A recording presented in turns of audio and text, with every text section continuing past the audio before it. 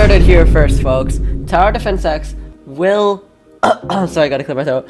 Will beat Tower Defense Simulator. I mean, on the surface, you may just see another tower defense game popping up, and it's just on the edge of reaching its decline when the hype goes down. But I mean, there's like so much more to this game, and honestly, I do not see it dying. Like, there's so much that's gonna ensure this game doesn't die. And on top of it not dying, it like may even beat Tower Defense Simulator, which has been known as like the reigning tower defense king on Roblox, other than what the heck? So the key components to keeping a tower defense game alive on Roblox, in my opinion, are design, originality, updates, communication, and content creators. So let's first go over the design of this game. The design is extremely good. You know, they do their best to optimize the efficiency so the game feels like there's no lag even when there's like tons happening on the screen. The game is super beginner friendly. You could beat the mode with the starter tower, and it also delivers a lot to endgame players as well, with insanely cool towers coming like the warship and AC-130, and also a hard mode that's worthy of taking these things on, like expert, or even the upcoming nightmare mode, maybe even the Christmas event coming up. Everything is just extremely clean and easy to understand, and it's all just like so exciting and hyped up, especially with all the music as well and the skins that are coming. I mean, everything, the design is just like super good, dude. Now, the game isn't the most original though. There are a lot of games on Roblox that follow this tower defense formula. You know, straight path, it curves a little bit, and then and you have to defend it. But there are some unique things that make this thing stand out, you know, like the towers can be killed and stunned regularly, even in like, you know, like not hard modes, like intermediate. There's a lot of stunning and killing.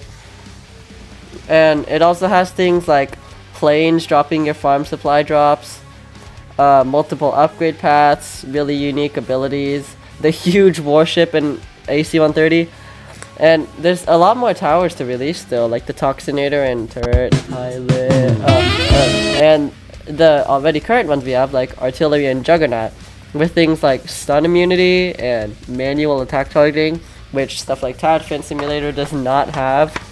And not to mention that stealth, bulletproof, and explosive proof enemies, like, they're introduced really early on and keep you learning, you know. And they're laid out really easy to understand too, unlike when Tower Defense Simulator, how are you supposed to know this is dangerous? And, you know, like, the commander tries to help you out with this, but he doesn't help well.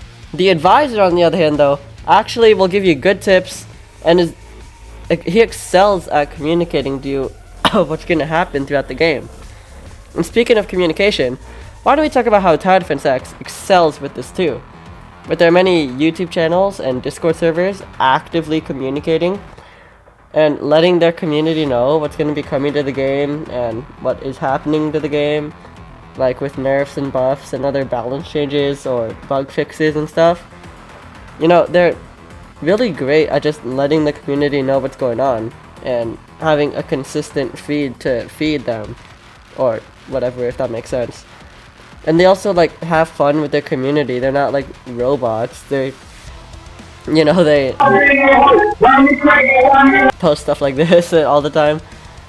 And with the active communication, they have active updates as well.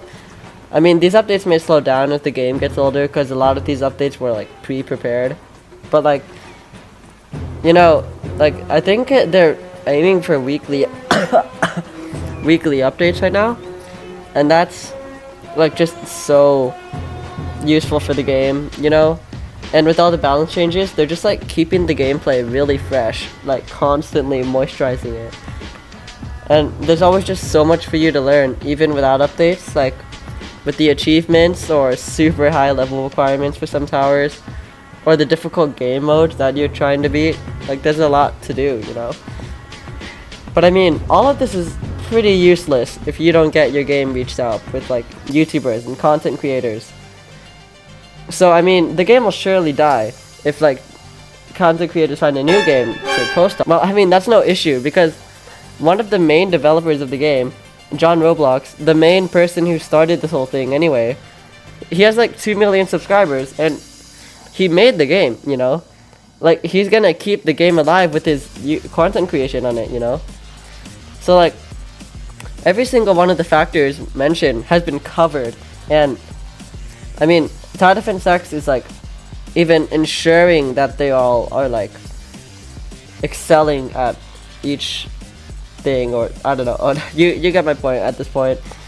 And they may even overcome Tower Defense Simulator, which has a lack of communication with its players, decreasingly hype updates, decreasing amount of content made on it, with all of their content creators starting to not post on it as much, the plummeting originality as everything copies it instead of it copying everything or making new ideas for itself, and leaving only its design and nostalgia to leave its boat afloat while Tower Defense X just fires missiles at it, you know.